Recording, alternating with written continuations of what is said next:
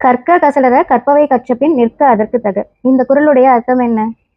கற்க வேண்டியவற்றை பிழை இல்லாமல் கற்க வேண்டும், அதே நேரம் நம்ம எப்படி அதை கத்துக்கிட்டோமோ அதன்படி வாழ வேண்டும் அப்படின்றதுதான் இந்த திருக்குறளுடைய அர்த்தம். ஒரு புத்தகத்துடைய பெயரை பார்க்கும்போது எனக்கு இந்த திருக்குறள் ஞாபகம் வந்துச்சு. அப்பதான் யோசிச்சேன், எந்த அளவுக்கு தன்னுடைய புத்தகத்துக்கு ஒரு வாழ்வியலுக்கு உதவக்கூடிய ஒரு புத்தகத்தை கொடுக்கும் பொழுது அதற்கு ஏற்ற ஒரு தலைப்பை வைக்கணும் அப்படின்னு சொல்லிட்டு ஆசிரியர் அபர்ணா குணசேகரன் அப்படின்றவங்க கற்க கசடர அப்படின்ற ஒரு டைட்டில் வச்சிருக்காங்க புத்தகத்துக்கு அப்படின்றத புரிஞ்சுக்கிட்டேன். கற்க கசடர இந்த புத்தகத்துல நிறைய விஷயங்கள் இருக்கு. இந்த புத்தகம் குமிழ்முனை பதிப்பகத்தின் மூலம் வெளியிடப்பட்டிருக்கு. இந்த புத்தகத்துல உள்ள கருத்துக்கள் எல்லாமே பாத்தீங்க அப்படின்னா ஒரு 14 பகுதிகளாக பிரிக்கப்பட்டிருக்கு. அந்த 14 பகுதிகள்லயுமே வாழ்க்கைக்கு தேவையான எல்லாமே இருக்கு.